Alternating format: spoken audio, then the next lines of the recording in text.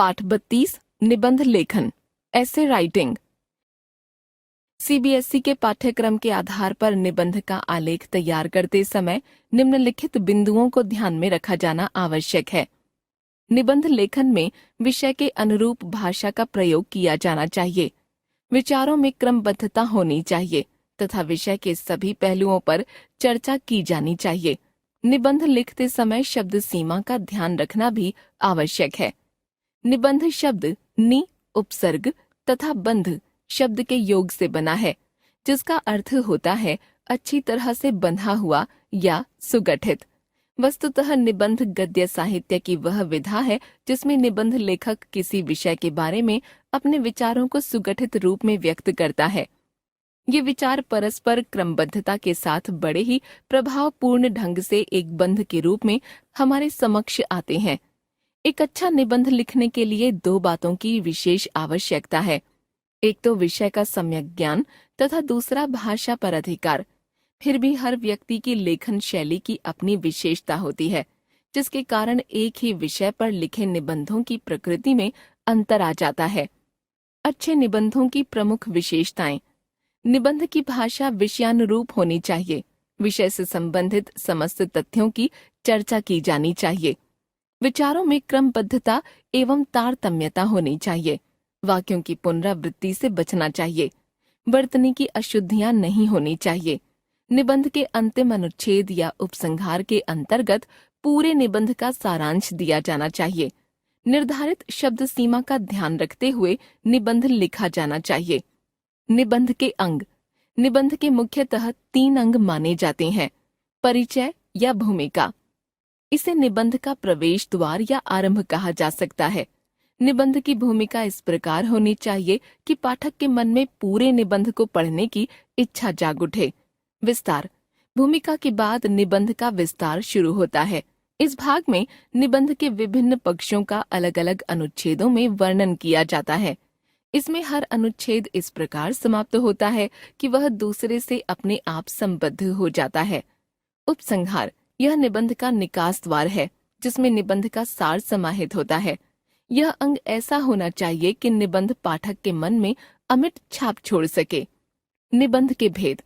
विषय के प्रतिपादन की दृष्टि से निबंधों के प्रायः 4 भेद किए जाते हैं।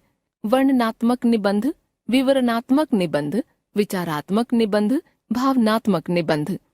आगे विभिन्न विषयों पर निबंधों के कुछ नमूने प्रस्तुत किए जा रहे हैं। 1. परोपकार, सबसे बड़ा उपकार। संकेत बिंदु, प्रस्तावना। परोपकार का उदाहरण, प्रकृति। परोपकारी मनुष्य पूज्य। परोपकार भारतीय संस्कृति का तत्व। उपसंहार। गोस्वामी तुलसीदास जी ने कहा है, परहित सरस धर्म नहीं भाई, पर पीड़ा सम नहीं अधमाई। मनुष्य सामाजिक प्राणी है। परस्पर सहयोग उसके जीवन का महत्वपूर्ण अंग है। परस्पर सहयोग के अभाव में समाज का अस्तित्व ही नहीं रह जाता। व्यक्ति को पग पग पर दूसरों के सहयोग और सहायता की आवश्यकता पड़ती है।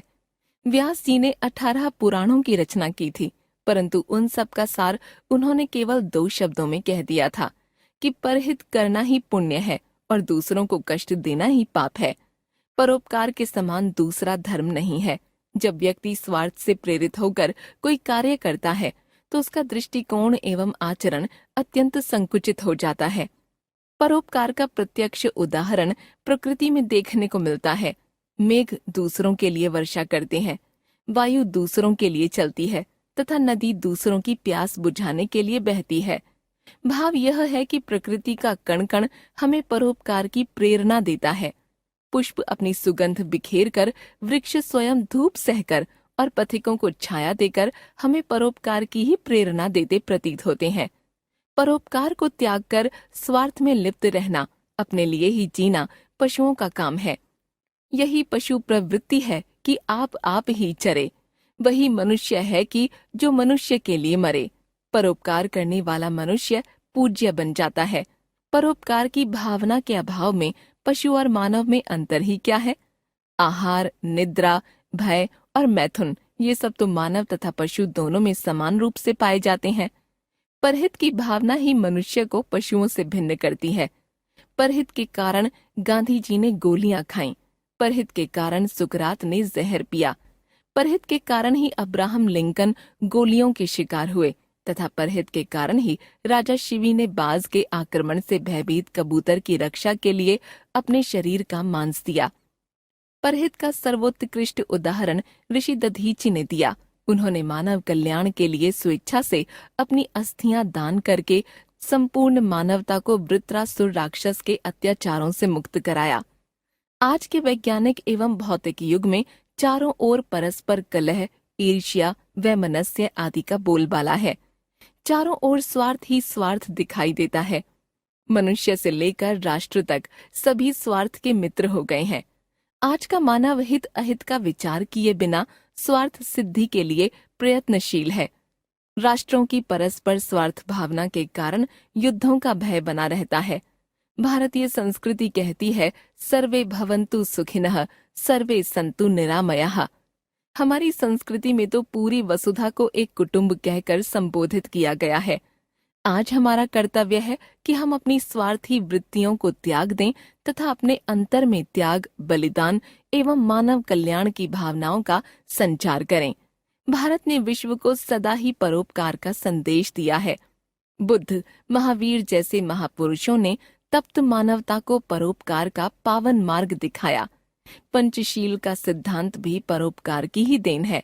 जब तक जन जन, राष्ट्र राष्ट्र मानव कल्याण के मार्ग की ओर प्रशस्त नहीं होगा, तब तक न तो मानव सुखी हो सकता है और न ही विश्व में शांति संभव है। मिलता जुलता निबंध वही मनुष्य है कि जो मनुष्य के लिए मरे। 2. सत्संगति की महत्ता। संकेत बिंदु, प्रस्तावना। सत्संगति से सद्गुणों का विकास, बुरे लोगों की संगति से दुर्गुणों का विकास, सत्संगति से जीवन का कल्याण। उपसंहार। सत्संगति शब्द की रचना सत तथा संगति शब्दों के योग से हुई है। सत का अर्थ है श्रेष्ठ, अच्छी, सत्य आदि, अर्थात वह संगति जो सत है, श्रेष्ठ है, उत्तम है और सच्ची भी है। सत्संगति की यही मांग होती है कि लोग सच्चे और अच्छे लोगों के साथ उठे बैठें, क्योंकि संगति या साथ का असर मनुष्य के जीवन पर अवश्य पड़ता है। अच्छे व्यक्ति के साथ रहने से सद्गुणों का विकास होता है और दुष्ट लोगों की संगति से दुर्गुणों का विकास होता है। कवि रहीम ने भी कहा है, कदली सीप भुजंग मुख, स्वाति एक गुण तीन, जैसी संगति बैठिए तै सोई फल दीन। अर्थात स्वाति या स्वाति नक्षत्र में होने वाली वर्षा की बूंद तो एक ही होती है, किंतु अलग अलग वस्तुओं की संगति में जब वह बूंद जाती है तो अलग अलग परिणाम प्राप्त होते हैं। इसी को कवि ने कहा है, स्वाति एक गुण तीन। स्वाति की बूंद के तीन अलग अलग गुण उसकी अलग अलग संगति के परिणाम हैं। कदली अर्थात केले की संगति में वह कपूर बनती है, सीप के मुख में जब गिरती है तो मोती बन जाती है, तथा भुजंग या सर्प के मुख में पहुंचकर वह विष बन जाती है। कहने का तात्पर्य यही है कि आप जिस तरह की संगति में उठते बैठते हैं, आप पर उसी तरह का प्रभाव पड़ता है। संगति के प्रभाव दो प्रकार से पड़ते हैं।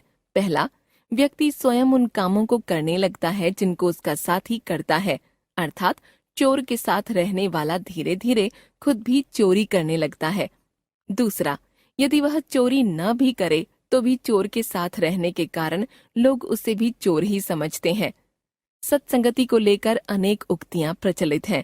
रत्नाकर नामक डाकू नारद के संसर्ग में आकर आगे चलकर महर्षि वाल्मीकि के नाम से प्रसिद्ध हुए। शूद्रा कही जाने वाली शबरी मतंग ऋषि के संसर्ग से प्रसिद्ध शबरी बन गई, जिसकी कुटिया में श्री राम पधारे।